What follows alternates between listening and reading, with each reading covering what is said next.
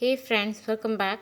आज मैं आपको एक पुशअप की ड्राफ्टिंग स्टेप्स और पेपर पैटर्न बताऊंगी, जिसके लिए मेरे मेजरमेंट्स हैं। यहाँ पर फुल लेंथ है 20 इंचेस, शोल्डर है 11 इंचेस, चेस्ट राउंड है 25 इंचेस, स्लीव लेंथ है 6 इंचेस और स्लीव राउंड मेजरमेंट है 8 इंचेस का। तो मैं स्टार्ट करती हूँ। सबसे पहले मैं फुल लेंथ लगाऊंगी और फ्रंट जो होता है ना, फ्रंट की मैं ड्राफ्टिंग स्टेप्स कर रही हूँ यहाँ पे। तो फुल लेंथ मेजरमेंट निकालने के लिए full length plus 1 inch bottom fold plus half inch seam margin add करूँगी। तो यहाँ मेरा कैलकुलेशन निकला है 21.5 इंचेस। यहाँ मैं 21.5 इंचेस मार्क कर दी हूँ। अब हम लोग फ्रंट में बटन पट्टी के लिए जो फोल्ड करते हैं कपड़ा, उसके लिए हम लोग यहाँ पर 3 इंचेस का मार्जिन छोड़ेंगे। अगर हम लोग अभी 3 इंचेस का मार्जिन नहीं छोड़ेंगे ना, तो हमें हर मेजरमेंट में यहाँ पर 3 इंचेस विड्थ में ऐड करना पड़ेगा। तो इसीलिए मैं 3 इंचेस का पहले यहाँ पर एक स्ट्रेट लाइन, देखिए इससे स्ट्रेट लाइन खींच करके, और अब मैं मेरी बाकी की स्टेप्स करूँगी तो वो थोड़ी ज़्यादा सिंपलर हो जाएगी। नेक्स्ट मेरा है शोल्डर मेजरमेंट। शोल्डर मेजरमेंट होता है half of the shoulder plus 1 inch मैं सीम में डाल रही हूँ इधर। तो यहाँ पर मैं 6.5 इंचेस मेरा कैलकुलेशन निकला है। आई मार्क्ड। देन नेक विड्थ होता है 1/12 ऑफ द चेस्ट राउंड। तो यहाँ पर 2 पॉइंट समथिंग था, तो मैं यहाँ पर 2 इंच ही मार्क कर रही हूँ। और नेक लेंथ होता है 1/8 ऑफ द चेस्ट राउंड। तो यहाँ पर 3.1 मेरा कैलकुलेशन है। इसका मैं यहाँ पे मार्किंग कर देती हूँ और अब मैं इसे एक स्केल की हेल्प से जॉइन कर दूँगी। तो ये देखिए, ये मेरी एक स्क्वायर नेकलाइन रेडी है। और अब मैं यहाँ पर आर्म होल लेंथ का मेजरमेंट करूँगी। आर्म होल मेजरमेंट के लिए half of the shoulder plus 1 inch shoulder drop add करते हैं उसमें, तो दैट इज़ 6.5 इंचेस। तो 6.5 इंचेस का मैं यहाँ पर भी एक मार्किंग करती हूँ, क्योंकि यहाँ पर मेरी चेस्ट राउंड की लाइन होगी। तो गाइडेंस के लिए 6.5 मैंने यहाँ पे मार्किंग करा है। चेस्ट राउंड मेजरमेंट के लिए 1/4 of the chest round plus 1 inch loosing plus 1.5 inch seam margin. तो यहाँ मेरा कैलकुलेशन निकला है 9.25 इंचेस। यहाँ पर मैं 9.25 इंचेस का मार्क कर देती हूँ और 9.25 इंचेस का ही मैं बॉटम में भी मार्किंग कर लेती हूँ, क्योंकि इसमें सीट राउंड नहीं ज़रूरी होता है पुशअप में। अब मैं इन सारे मार्किंग को ज्वाइन कर लेती हूँ। ओके, स्ट्रेट लाइन यहाँ पर भी स्ट्रेट लाइन ज्वाइन कर देती हूँ, और यहाँ पर भी स्ट्रेट लाइन ज्वाइन कर देती हूँ, और यहाँ पर भी स्ट्रेट लाइन से ज्वाइन कर देती हूँ। तो देखिए, मैं इस तरीके से ज्वाइन कर दी हूँ। अब हमारा नेक्स्ट स्टेप होगा कि शोल्डर ड्रॉप 1 इंचेस। वैसे हर गारमेंट में हाफ इंचेस होता है, पर बुशट में यहाँ पर 1 इंच होता ही है।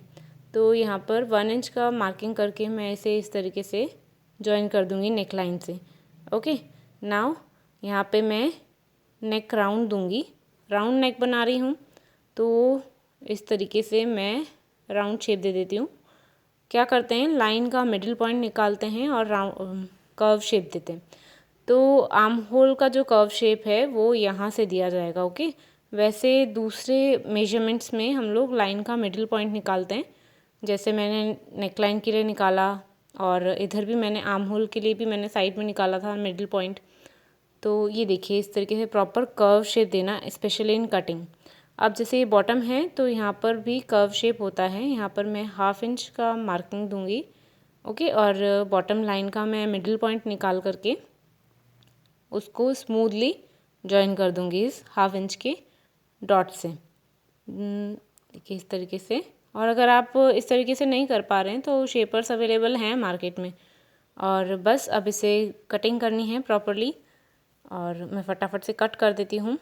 अगर हम लोग 3 इंचेस प्लैकेट के लिए नहीं छोड़ते पहले, तो हमें हर स्टेप पे 3 इंचेस हमको ऐड करने होते हैं। जैसे नेक लाइन हमको लगाना है, मार्किंग करनी है, तो 3 इंचेस छोड़ के फिर नेक लाइन का मार्किंग करना पड़ेगा। तो इसलिए बेटर है कि पहले से ही प्लैकेट छोड़ दें। अभी नेक लाइन कट करने के लिए हमें प्लैकेट इस तरीके से पहले फोल्ड करना चाहिए। ओके, और फिर इस तरीके से करेंगे कट हम लोग नेक को। तो देखिए ये कुछ इस तरीके से बनता है। तो आप इतना नहीं सोचेगा कि ऐसा नेकलाइन बना है या क्या, ये प्रॉपर स्टिचिंग में ठीक हो जाता है। नाउ फॉर द बैक, मैंने जो मेजरमेंट्स फ्रंट के थे बेसिक, वो तो मैंने मार्किंग कर लिए हैं, पर इसके अब मैं वेरिएशंस जो होते हैं ना, उसका मार्किंग करती हूँ। देखिए ये फ्रंट है, सेम लेंथ है। ओके। पर बैक की लेंथ होती है बड़ी। बैक का जब हम ड्राफ्टिंग करते हैं, जब हम कटिंग करते हैं बैक की, तो उसमें हमें 3 इंचेस ऐड करना पड़ता है। मतलब जो फ्रंट की लेंथ थी 21.5 इंचेस, उसमें मैंने 3 इंचेस ऐड करे हैं, दैट इज़ 24.5 इंचेस। तो यहाँ पे मैं 24.5 इंचेस का मार्किंग कर देती हूँ।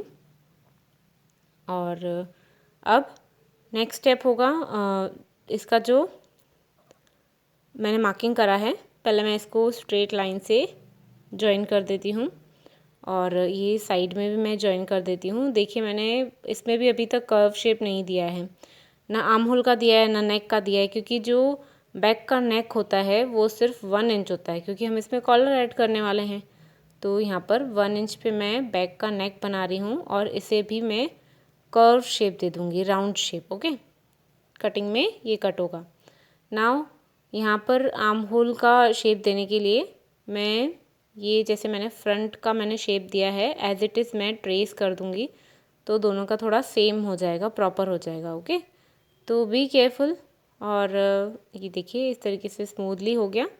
अब बॉटम में भी हमको शेप देना होता है, तो यहाँ पर भी 1/2 इंच का ही मार्किंग होगा और ये इस तरीके से प्रॉपर शेप दे देती हूँ मैं यहाँ पर। तो ऑलमोस्ट सब चीज़ें चेंज हो गई। इसमें प्लैकेट भी नहीं जोड़ा है मैंने, बैक में प्लैकेट की कोई ज़रूरत नहीं होती है, बटन पट्टी की कोई ज़रूरत नहीं होती है। Shoulder drop as it is था। फुल लेंथ चेंज हुई तो मैंने फुल लेंथ में चेंज करा, नेकलाइन में चेंज किया और प्लैकेट नहीं जोड़ा। बैक में मेन यही डिफरेंसेस होते हैं। ओके, तो ये मैंने इसे भी मैंने कट कर दिया है। ये देखिए आप देख सकते हैं बैक रेडी है और ये मेरा फ्रंट है। इसकी लेंथ में और नेकलाइन में थोड़ा फ़र्क है, प्लस प्लैकेट में फ़र्क है। नेक्स्ट स्टेप है हमारा कॉलर कटिंग। तो कॉलर कटिंग के लिए पहले हमको ये जो हमने नेकलाइन बनाई है, कट करी है, इसे हमें मेजर करना होता है। मेजर कैसे करते हैं, जैसे ये हाफ ऑन फोल्ड होता है ना, मतलब हाफ है, नेकलाइन हाफ है, तो जैसे मेरे मेजर करने पे इस तरीके से 3 इंचेस निकल रहा है, तो 3 को मैं डबल कर दूँगी, दैट इज़ 6 इंच। बैक का जो नेक हुआ वो 6 इंच हो गया। और फ्रंट का जो है वो चाहे तो आप हाफ करके मेजर करें, या आपने देखिए अब कटिंग करी है तो ये फुल नेक भी बन गया है ना एक तरीके से। तो यहाँ पे मैं फुल का ही डायरेक्टली मेजरमेंट कर लेती हूँ और इसको मुझे डबल करने की ज़रूरत नहीं पड़ेगी। तो ये हाफ में तो ऑलमोस्ट 5 इंचेस ही है और जब मैं इसका पूरा मेजरमेंट कर रही हूँ तो ये 10 इंचेस आ रहा है। तो 10 फ्रंट का प्लस बैक का 6, दैट इज़ 16 इंचेस। तो अब मेरी जो कॉलर की लेंथ है वो 16 इंचेस है। और अब सबसे पहले मैं यहाँ पर कॉलर की विड्थ की मार्किंग करती हूँ। कॉलर की विड्थ मुझे चाहिए 3 इंचेस। ओके, प्लस मैं 1/2 इंच करूँगी शेप के लिए, तो 3.5 इंचेस का मैं मार्किंग कर दी हूँ। लेंथ जो होती है कॉलर की वो half of the collar length करनी पड़ती है, क्योंकि ऑन फोल्ड होता है ना, मतलब फोल्डिंग पे कटता है ये चीज़। प्लस 2 इंचेस फॉर शेप, तो 8 इंच का एक मार्किंग कर दिया, प्लस आगे 2 इंचेस का मार्किंग करेंगे, दैट इज़ टोटल मतलब 10 इंचेस का मार्किंग हो गया। 10 और 8 दोनों मार्किंग करने होंगे हमको शेप प्रॉपर देने के लिए। ये 8 इंच की लाइन है और ये है 10 इंच की लाइन। अब इसे मैं स्ट्रेट लाइन से इसे जॉइन कर देती हूँ। ठीक है, अब हम इसे शेप देंगे। शेप देने के लिए यहाँ पर बॉटम में मैं यहाँ पर 1/2 इंच का मार्किंग कर रही हूँ। 1/2 इंच के लिए मैंने शेप रखा था ना।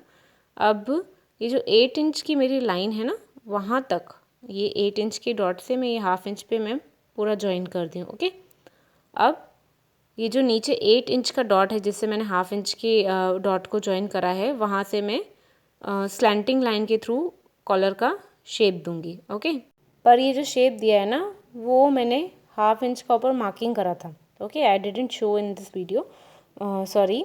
तो उधर 1/2 इंच का मार्किंग मैंने किया था, उसके बाद में मैंने जॉइन करा था। अब उस 1/2 इंच के ऊपर के मार्किंग से मैं ये जो ऊपर टॉप है उसको जॉइन कर रही हूँ। Now I will cut it and I cut it. तो मैंने कट कर दिया है, डोंट बी कन्फ्यूज्ड। और इस तरीके से हम लोग कॉलर कट कर लेंगे। अब स्लीव्स कट करूँगी मैं, मेरा नेक्स्ट स्टेप है।